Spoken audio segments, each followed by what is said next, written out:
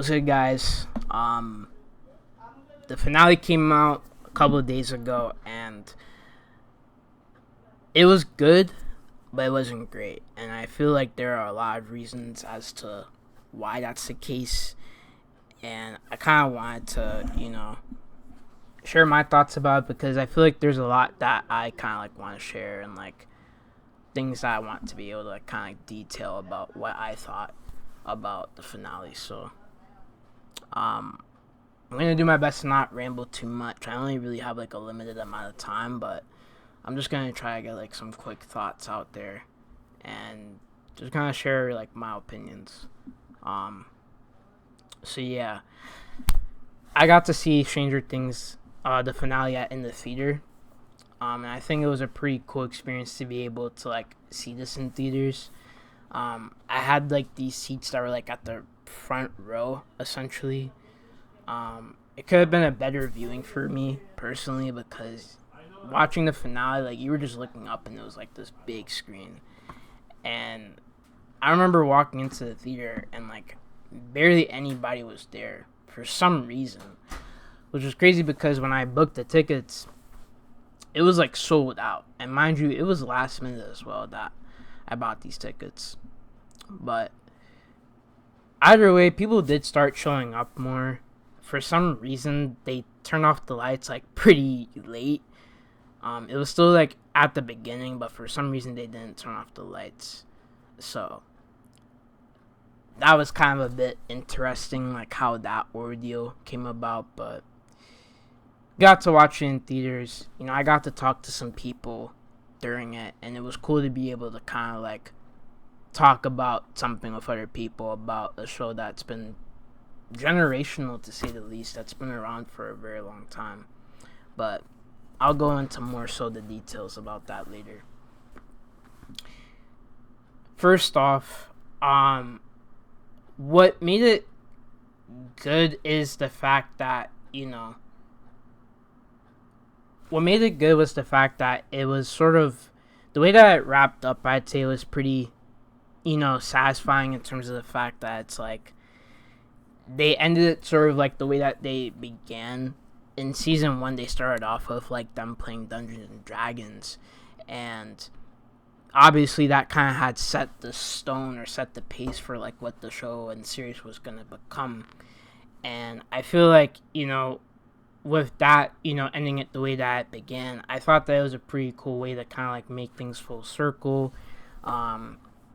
It's cool to kind of see that there was a happy ending after presumably a pretty long time that, these now young adults were essentially children when they were going through all of this like trauma and craziness and all this stuff that was like affecting them for like a long time. So knowing that they could finally come to a rest and finally, kind of feel good about life and not have to deal with a lot of things that were traumatizing them. I feel like that helped to kind of conclude the series in that way, and I thought that it was cool that they did that. And I also thought that another thing that they did pretty well was being able to utilize very good shots. I think that they did very well cinematically with the way that they shot this finale. The shot where Eleven was going into the Mind Flayer to be able to like fight Vecna was pretty sick. And I thought that was pretty cool that they were able to like utilize the budget that apparently was like 500 million. So I'm assuming that they had to do it for that scene. And I'm honestly curious about how they did the filmmaking for that scene, because obviously they had to have done it in a big studio, or they did it somewhere in the desert with like a whole bunch of like lights and like equipment to be able to like capture that scene. But I would say that thematically it was pretty dope and kept me on my toes watching it, to be fair.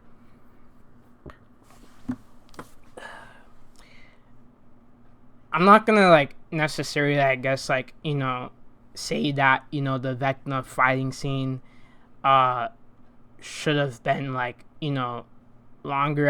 And in a way, I do think that, but in a more different sense, which I'll get into later. But I'm honestly kind of satisfied with the way that the time of length of the Vecna scene was. Like, personally, it wasn't really like that short to me, and maybe that's because, and I'm assuming whenever Will was trying to, attack Vecna through his superpowers, there was that to consider whilst Eleven was fighting Vecna. So I thought that was pretty cool that that was the case, and like that was something that was utilized. Um, I personally didn't really feel that it was too short for me personally, but I feel like just necessarily with the fact that it was a lot of action in the series, like I think that it was cool to kind of just, I might have just been sunken into the whole action in my opinion. But I will detail later about the fact that it kind of felt like that whole ordeal in the first hour of, them getting ready to fight Vecna, fighting Vecna, all of that. That portion of like the episode before the epilogue felt shorter than the epilogue, and I feel like that portion could have been a lot more longer than what it actually was. But I'll get into more of that. But I think overall, like, there were things about this episode that, it was within the Stranger Things theme. And I think it was, I wouldn't necessarily say that it was exactly the same, and I'm going to get into criticism of that later, but, like, overall, there were, things that make Stranger Things that this episode was able to encapsulate.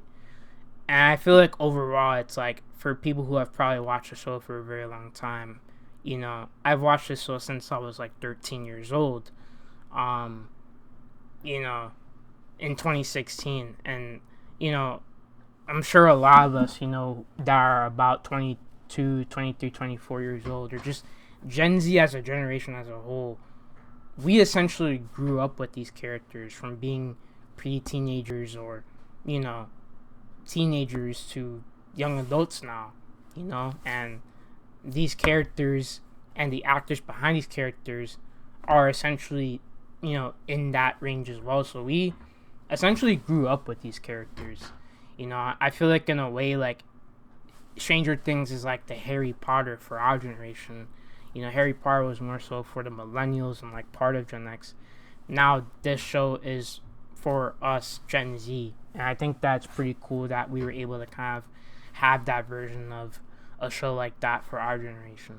So I think it was pretty cool to kind of see everything play out that it did, and I feel like overall it was pretty satisfying in my opinion, the way that it ended at least. But there's obviously some criticisms I have of this series finale, and I feel like it is something to bear in mind. Like I do feel like because of how long the show has been around and how long they've been doing the show, it's like there comes a point where just a lot of things are just going to start to feel just rushed, and things are just going to be like drawn out and just played out, and I kind of feel like that's what this finale had felt like. I noticed a lot of things were just kind of like off in a way. Like I left the theater satisfied, but not, I didn't feel like, something just kind of felt a bit off the way that it ended in a way. One thing I will say, I feel like Will should have had a lot more in the epilogue, at least a lot more detail about his life, and how he was doing. So much more than the other characters, in my opinion. Like, cool, Lucas and Max, like, they're a couple, whatever, like, they have their happy endings or whatever, and like, it's cool to know that Will, I guess, like, has found someone in his life that he could be with, considering his sexual orientation. But like, I feel like it should have been more than that. I feel like they should have really detailed about the fact that, like, he was literally the person that Vecna chose to, take over, and literally he was the person that was like going through all this trauma. In season 1, literally he was the boy that went missing in Hawkins, And I feel like they should have really detailed a lot more about his life in the epilogue, because that's essentially what the show began on. And I feel like the fact that they didn't do too much with him in the epilogue felt off to me personally. The amount of plot armor in this season is just insane. Like, they couldn't kill off any character, and it's just so weird to me. Like, you're telling me 10 years of the show have ran on. We're heavily invested in these characters, right?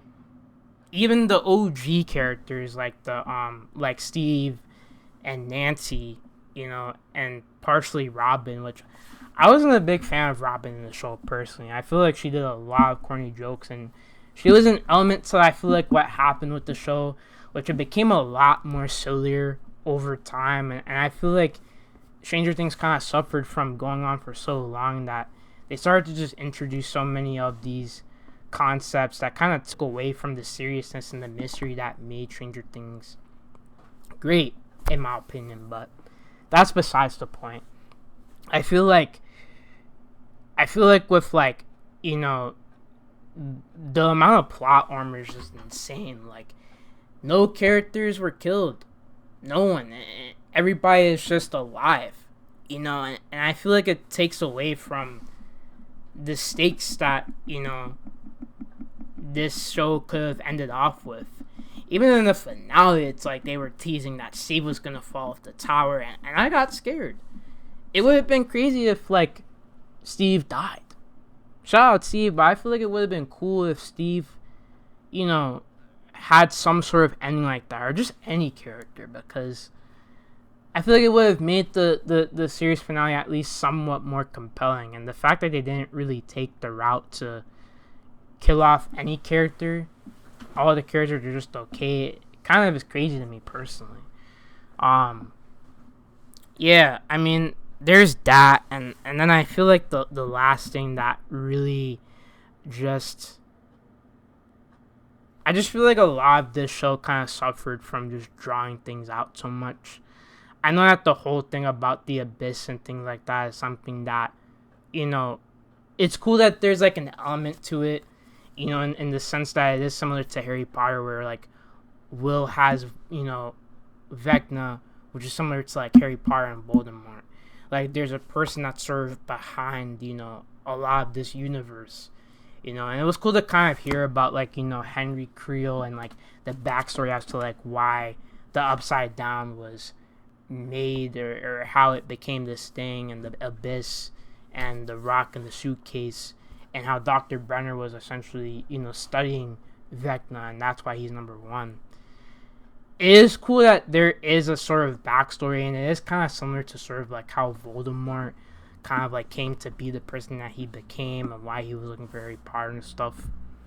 But I don't know if it's just me, but I feel like what made season 1 really great was just the element of mystery and the element of, like, we don't really know everything, and I feel like it was up to our interpretation of what made things happen, and I feel like that's what made Stranger Things cool to me, at least when I first started watching the show. Back then, I feel like for a lot of us, it's what made season 1 so compelling. So I feel like the fact that they didn't really, I understand that as a show goes on for years, it's like you want to kind of expand the plot.